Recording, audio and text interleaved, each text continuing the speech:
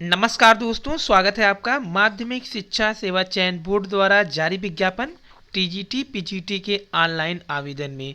तो ऑनलाइन आवेदन में उस पर चर्चा होगी इस समय, उस कन्फ्यूजन पे जो सबसे अधिक चर्चा में है। तो जब फार्म के हम सेकेंड स्टेप में पहुंचते हैं, जहां हाई स्कूल और इंटर के बाद जब आप ग्रेजुएशन का और बीएड का मार्क फिलअप करते हैं, तो वहाँ पे देखिए यहाँ पे लिखा है एजुकेशन क्वालिफिकेशन जी।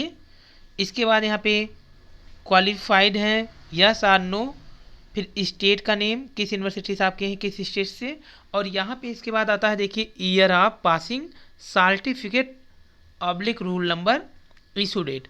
तो यहाँ पे जो कन्फ्यूजन है सबसे बड़ी, कहा जा रहा है भर्तियों के द्वारा कि यहाँ पे सर्टिफिकेट नंबर डालना है इस स्थान पे।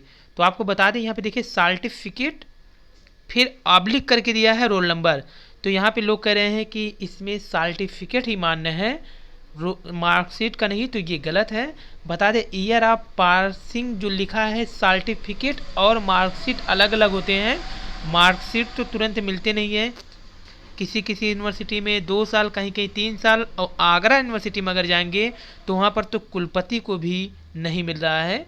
उन्होंने कहा था अगर इस विश्वविद्यालय से मैं होता तो भी मैं डिग्री नहीं बनवा पाता। आगरा यूनिवर्सिटी के डॉक्टर भीमराव अंबेडकर विश्वविद्यालय के कुलपति अशोक मित्तल डिग्री नहीं मिल पाने के कारण, सर्टिफिकेट नहीं मिल पाने के कारण उन्होंने प्रेस कॉन्फ्रेंस किया और बताया इस विश्वविद्यालय से तो मैं भी अपनी डिग्री नहीं बनवा पाता, अभ्यर्थियों की बात ही छोड़ दीजिए।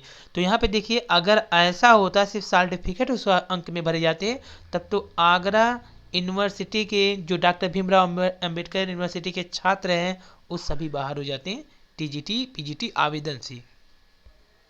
तो आपको बता दें कि यहाँ पर इस अफवाह पर ध्यान मत दीजिए कि ये गलत है, ये एकदम सही है। क्योंकि यहाँ पर देखिए लिखा गया है ईयर ऑफ पासिंग, सर्टिफिकेट फिर ऑब्लिक कर दिया गया है, ऑब्लिक के बाद फिर लिखा है रोल नंबर, फिर इशू डेट। अगर आप सर्टिफिकेट नंबर डालते हैं तो सर्टिफिकेट का इशू डेट यहाँ पे भरेंगे, यहाँ पे लिखेंगे सर्टिफिकेट नंबर, इसके बाद इशू डेट यहाँ पे। लेकिन अगर आप रोल नंबर डाल रहे हैं मार्कशीट का, तो मार्कशीट वाला यहाँ पे इशू डेट लिखा जाएगा।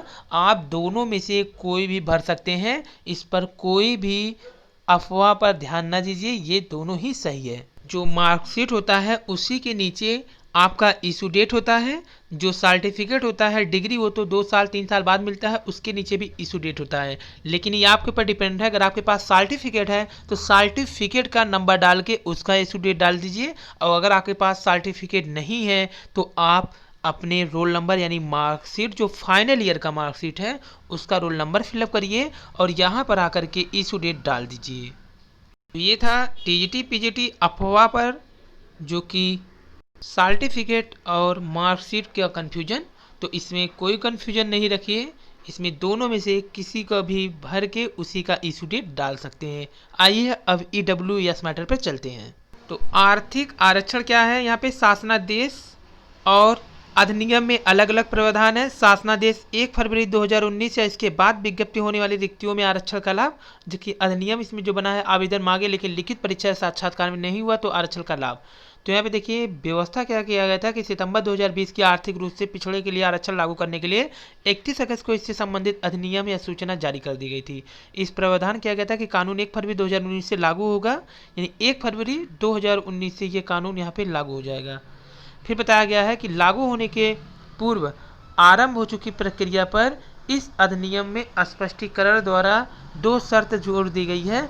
पहली कि अगर भर्ती का आधार लिखित परीक्षा है, साक्षात्कार है, तो वहाँ स्थिति के अनुसार लिखित परीक्षा साक्षात्कार प्रारंभ हो जाने पर, और दूसरा यदि लिखित परीक्षा और साक्षात्कार दोनों हो, वहाँ लिखित परीक्षा प्रारंभ हो जाने पर इस कानून की चयन प्रक्रिया आरंभ हुई समझी जाएगी। तो ये इसकी प्रक्रिया थी। विसंगति क्या हुआ इसमें कि 18 फरवरी के शासनादेश के अनुसार कमजोर वर्गों के आरक्षण की व्यवस्था उन्हीं रिक्तियों पर प्रभावी हुई जो 1 दिसंबर 2019 के बाद विज्ञप्ति है। कहा तो ये जा रहा था कि ये 1 फरवरी 2019 से लागू है, लेकिन माना गया यहाँ पर 1 दिसंबर 2019 से, लेकिन इसके पहले जो परीक्षा हो चुकी थी, इसका साक्षात्कार था या दूसरा स्टेप का परीक्षा था, उसमें ये मान्य नहीं किया गया। आइए इसको विस्तार से समझते हैं कि लखनऊ प्रदेश में आर्थिक रूप से पिछड़े वर्गों के लिए जारी आरक्षण अधिनियम में शासनादेश में जो भिन्नता हुई उत्तर प्रदेश अधीनस्थ सेवा चयन आयोग द्वारा, उसमें कई भर्तियों में रोड़ा अटका दिया है। आयोग ने शासनादेश में इस विसंगति को दूर करने के लिए भी आग्रह किया है। तो जैसा टीजीटी पीजीटी में क्या हुआ है कि अगर आप ईडब्ल्यूएस मतलब जैसे जनरल क्लिक करेंगे तुरंत पूछता है कि आप ईडब्ल्यूएस हैं। अगर आप कहते हैं यस तो तुरंत वो आपसे क्या पूछता है कि क्या आपके पास तिथि है या दिनांक जारी तिथि है कि नहीं। अगर आप नो करते हैं तो एक्सेप्ट कर लेता है। बाद में आप लगा सकते हैं विज्ञापन तिथि की समाप्ति से पहले आप बनवा लीजिए। जैसा कि हर प्रमाण पत्रों में होता है कि जिस तिथि से विज्ञापन शुरू हुआ है उस तिथि को समाप्त हो रहा है जिस तिथि से, उसके पहले का होना चाहिए, बाद का नहीं मानता है। तो यहाँ पे कहा गया है कि कई में रोड़ा अटका दिया है जिससे ठप पड़ी भर्ती कार्रवाई को आगे बढ़ाया जा सके। गौरतलब है कि कार्मिक विभाग ने 18 फरवरी 2019 को एक शासनादेश जारी किया जिसमें केंद्र सरकार को तरह राज्य में भी आर्थिक रूप से कमजोर वर्ग के लिए अधिकतम 10% आरक्षण लागू करने की प्रक्रिया तय की गई। इसमें स्पष्ट किया गया कि लोक सेवा और पदों की सभी श्रेणियों में सीधी भर्ती की कार्रवाई में आर्थिक रूप से कमजोर वर्गों के लिए नियुक्तियों में आरक्षण की व्यवस्था 1 फरवरी 2019 या इसके बाद अधिसूचित विज्ञापित होने वाली रिक्तियों पर प्रभावी रहेगी। इस शासनादेश को इससे संबंधित अधिनियम का हिस्सा घोषित किया गया। अधिनियम में इससे भिन्न व्यवस्था भी जोड़ दी गई। आयोग तय नहीं कर पा रहा है कि यह शासनादेश पर अमल करे या अधिनियम को बनाए रखे। जैसा कि आपको बता दें, राजस्थान में पीजीटी की परीक्षा थी तो फॉर्म तो भरवा लिया गया था इस अधिनियम के पहले ही, लेकिन पेपर नहीं कराया गया था। बाद में क्या हुआ, पेपर करवाने से पहले एक बार फिर वेबसाइट खोली गई और फिर से आवेदन लिए गए, उसमें 10% ईडब्ल्यूएस को भी ज्वाइन कराया गया। तो अगर मान लीजिए विज्ञापन 1 साल पहले का आ गया, पेपर नहीं हुआ है और ये अध्यादेश क्या नाम है, ये अधिसूचना आ गई थी 1 फरवरी को, तो उसमें क्या होगा कि जो भी पेपर होगा वो आर्थिक आधार पर ही चलेगा।